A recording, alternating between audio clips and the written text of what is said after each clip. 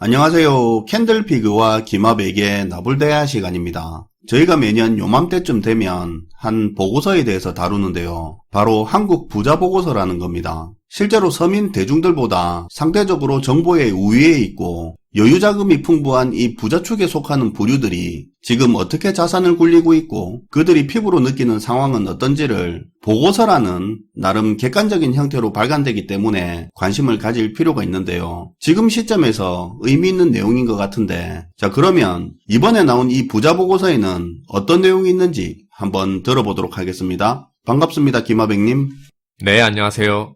얼마 전 KB금융지주에서 전국에 사는 한국 부자 400명을 대상으로 설문조사를 했습니다. 그리고 그걸 보고서로 만들어서 발표를 했는데요. 일단 여기 보고서에서는 부자의 기준을 순자산 10억 이상을 가진 사람을 부자라고 정의했습니다. 그러니까 자기가 가진 총 자산에서 부채를 뺀 나머지 순자산이 10억을 넘으면 부자라고 보는 거죠. 작년 같은 경우는 이 순자산을 계산할 때 자신이 거주하고 있는 주택의 가치는 뺐었는데, 이번에는 자기가 살고 있는 집도 대출 부분만 빼고 순자산에 포함을 해서 계산을 했어요. 그러니까 살고 있는 집을 포함해서 소유하고 있는 부동산이든 주식이나 예적금 같은 금융자산이든 어쨌든 다 합쳐서 순자산이 10억만 넘으면 여기선 부자로 보는 거죠. 그러니까 부채를 뺀 순자산이 10억 이상이라면 부자라는 거잖아요. 네. 10억이라니까 아마 여기서부터 순자산 10억 이상이 무슨 부자냐고 그렇게 말하는 분 100% 계실 겁니다.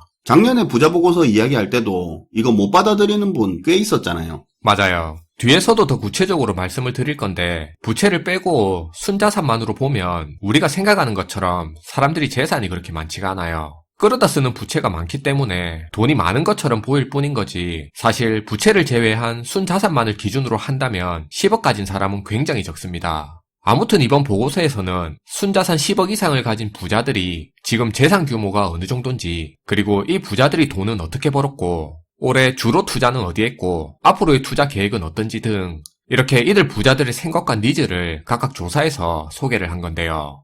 보고서를 보면 먼저 올해 2023년을 기준으로 현재 순자산 10억 이상을 가지고 있는 부자는 45만 6천 명인 걸로 나타났고요. 45만 6천 명이면 우리 국민 전체 인구에서 0.89%밖에 안 되는 규모입니다. 그러니까 지금 10억 이상을 가진 사람이 전체 인구의 채 1%도 안 되는 수치인 거죠. 부채 빼고 순자산 10억 이상 가진 사람이 100명 중에 1명도 안 되는 거네요. 네. 아마 처음 듣는 분들은 아니 우리나라에서 10억 가진 사람이 그렇게 적다고 하면서 잘 못 받아들이겠지만 실제 엄연한 사실이에요.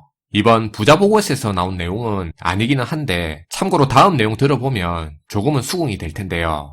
얼마 전 통계청에서 2023년 가계금융복지조사 결과라고 하는 통계 자료를 하나 발표한 게 있습니다. 이걸 보면 가구 기준으로 우리나라 전체 가구의 약 30% 정도가 순자산이 1억 미만이라고 하고요. 그리고 순자산이 3억이 안 되는 가구가 전체 가구의 57% 정도라고 하는데요. 그러니까 부채를 걷어내고 보면 우리가 길 가다 만나는 두 가구 중에 반 이상이 지금 순자산이 3억이 안 된다는 말입니다. 또 이렇게 들어보니까 순자산 10억 이상이라는 게 많은 것 같기는 하네요. 네. 각자 순자산 계산해보면 자기 생각보다 순자산이 그렇게 많지 않다는 걸 알게 되는 분 은근히 있을 거예요. 사실 주변에 흔히 보이는 준대형 승용차 몰고 30평대 아파트 사는 사람들을 보면 이들이 중산층의 삶을 살고 있는 것처럼 보이기는 하는데, 실제로 할부, 부채 이런 거 다 걷어내고 보면 진짜 순자산 기준으로 3억 안 되는 사람이 되게 많습니다. 대부분의 가구가 생각보다 자산 구조가 취약해요. 인스타 등의 SNS를 보면 온통 각종 명품의 고급 외제차에 고급 아파트로 막 도배되다 보니까 겉으로 보기에는 한국의 부자들이 되게 많은 것처럼 보이지만 정작 실상은 순자산 10억 가진 개인이 채 1%가 안 되는 게 현실이에요. 아무튼 순자산 10억 이상을 가진 사람이 상위 1% 안에 들어가고요. 보고서에서는 이들을 부자라고 언급하고 있습니다. 뭐 사실 부채 규모야 본인만 아는 거고 우리는 겉으로 보이는 것만 가지고 저 사람 잘 산다 그러는 거죠. 맞아요. 어쨌든 지금부터는 보고서에 있는 이야기를 하나씩 언급해 볼 텐데요. 보고서에 보면 순자산 10억 이상을 가진 사람들을 부자라고 했는데, 그런데 재밌는 사실은 이 1%도 안 되는 소수의 부자들이 가진 자산 규모가 엄청나다는 거예요. 이들이 보유한 총 금융자산만 2,747조 원이라고 하는데요. 이게 어느 정도냐면 한국 전체 가계가 가진 총 금융자산의 59%에 해당되는 규모를 이 1%도 안 되는 부자들이 지금 소유하고 있다는 겁니다. 잠깐만요. 10억 이상 순자산 가진 사람이 46만 명 정도인데 이 그룹이 그 정도 자산을 가지고 있는 거면 순자산 10억 이상 부자들 중에서도 자산 격차가 굉장히 큰 것 같은데요? 네, 잘 보셨어요. 순자산 10억 이상 가진 부자 중에서도 10억에서 100억 미만을 그냥 자산가로 보고요. 100억에서 300억 미만을 가지고 있는 부자를 고자산가, 그리고 300억 이상을 가진 부자를 초고자산가로 봅니다. 그러니까 부자 안에서도 차이가 엄청 나뉘는 거죠. 그리고 저희가 올해 계속 강조했던 얘기인데 지금 돈 있는 사람들은 투자가 아니라 현금 비중 높이는 중이라고 이야기를 했는데요. 근데 이게 이번 보고서에서도 그대로 나타났습니다. 보고서에서는 실제로 2023년 올해 부자들이 가진 예적금 규모가 작년보다 9.8%포인트 증가한 걸로 나타났습니다. 그리고 예적금 다음으로 만기 환급형 보험도 작년에 비해 증가한 걸로 드러났는데요. 보고서에서는 올해 금융시장하고 부동산 시장이 모두 위축된 상황에서 고금리 예금 판매가 증가하다 보니까 부자들이 예적금 쪽으로 많이 몰렸다고 판단하고 있습니다. 그러면 부자들이 단순히 이자가 괜찮아서 예금 규모를 늘렸다는 겁니까? 아니요, 꼭 그렇진 않아요. 올해 부자들이 가지고 있는 투자에 대한 인식이나 투자 성향에 대한 내용이 또 있는데요. 이걸 보면 확인이 또 돼요. 부자들은 올해 투자를 할 때 위험 회피 성향이 되게 강해졌다고 합니다. 고수익을 위해서라면 위험을 감수할 수 있다는 그런 위험 추구적 투자 성향이 작년에 비하면 올해 많이 약해졌다고 하는데요. 특히 금융자산을 많이 가진 부자일수록 이런 위험 회피 성향은 올해 더 강해진 걸로 나타났습니다. 올해 전반적인 시장 분위기하고는 좀 다르네요. 그쵸. 사실 올해 같은 경우는 기업 실적과는 별개로 금리나 기대감이다 테마주다 하면서 일반 대중들 같은 경우에는 주식 투자 비중을 크게 늘렸는데요. 위험자산으로 대표되는 주식 같은 경우 부자들은 2021년 이후로 2년 연속으로 올해까지 계속 비중을 축소해오고 있다고 합니다. 작년부터 거대한 리스크가 상존하고 있는 데다가 투자 시장도 불안정하다 보니까 가진 자산이 많은, 그러니까 잃을 게 많은 부자 입장에서는 더 벌기보다는 보수적인 투자 성향을 보인 것 같기도 해요. 근데 참 아이러니하죠. 저희가 맨날 경제 망가지고 있는 거 전망이 아니라 실시간으로 일어나고 있는 사건을 이야기를 해도 자기하고 상관없는 딴 세상 이야기처럼 받아들이면서 댓글에다가는 그런 부정적인 마인드로는 투자를 못한다니 부자가 못된다느니 하는 사람 참 많은데, 근데 정작 부자들은 위험 회피 성향이 강해지고 현금 비중을 늘리고 있잖아요. 그렇죠. 부자가 되고자 하는 사람들이 지금 부자들이 하는 행동하고는 정반대로 행동을 하면서 부자가 되는 꿈을 쫓고 있죠.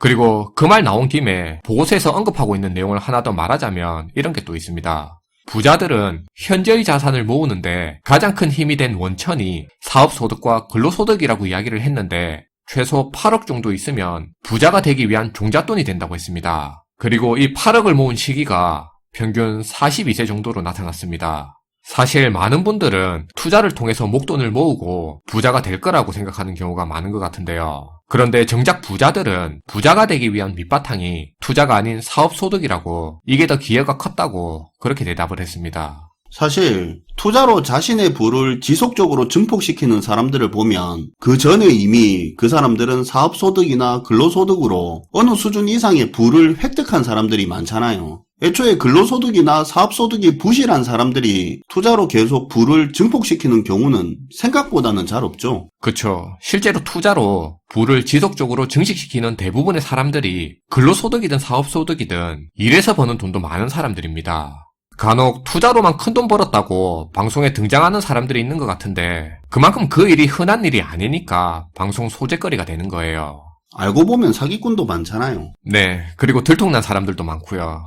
그리고 이번 조사에서 또 재밌는 결과가 있었는데요. 부자들이 자기들이 투자하고 있는 금융상품에 대해서 얼마나 이해하고 있는지 자신의 투자 지식 수준에 대해서도 물어봤는데요.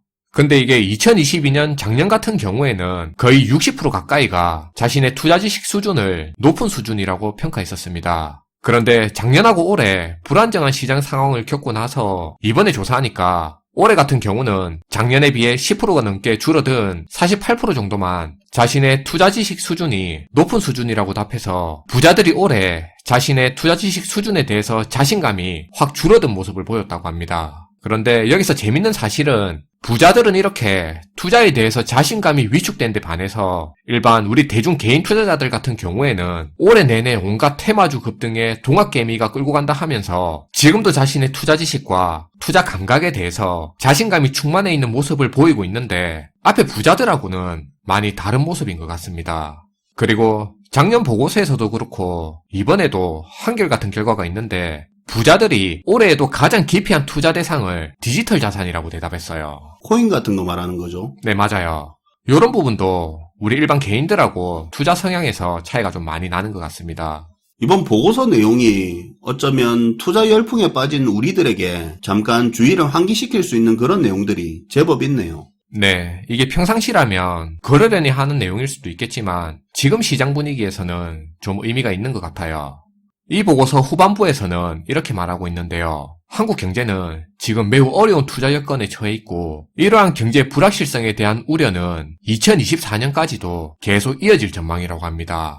그래서 이렇게 어려운 투자 여건 속에서 한국 부자는 어떠한 전략으로 향후 투자 방향을 설정할지 그걸 물어봤는데요. 여기에 나온 한 부자의 대답이 이랬습니다. 지금은 있는 걸 지켜서 조금씩 불려나가자는 생각이 크기 때문에 적극적인 투자나 주식은 절대 안 할 거라고 했습니다. 그런데 이런 부자들의 생각과는 다르게 지금 투자 시장을 보면 우리 개인들 같은 경우는 지난 2021년 여름같이 지금 투자 열기도 많이 뜨겁고 투자에 대한 자신감도 충만하고 투자에 과몰입하는 현상도 되게 강한 것 같은데요. 우리는 투자만이 답이고 투자로만 부자가 될 수 있냐는 그런 이야기를 하면서 수익 추구에 몰입하고 있는데 오히려 이미 부자인 사람들은 이와는 반대로 현재 지킨다는 부분에 더 집중하고 있다는 부분을 상기시켜 볼 필요가 있을 것 같아요. 네, 오늘도 잘 들었습니다. 김하백님. 네, 감사합니다. 오늘은 한국 부자 보고서를 통해서 현재 부자인 사람들은 어떤 생각과 행동을 하고 있는지 간접적으로나마 살펴봤는데요. 부자들의 생각과 선택이 항상 옳은 건 아니겠죠. 그들도 큰 손해를 보고 합니다. 하지만 확실한 건 우리가 부자들보다 경제적인 체력이 훨씬 취약한데 오히려 부자들보다 리스크에 대해서는 너무 관대하고 쉽게 생각하는 거 아닌가 하는 그런 생각을 해봅니다. 시청해주셔서 감사하고요. 지금까지 나불대화 시간이었습니다.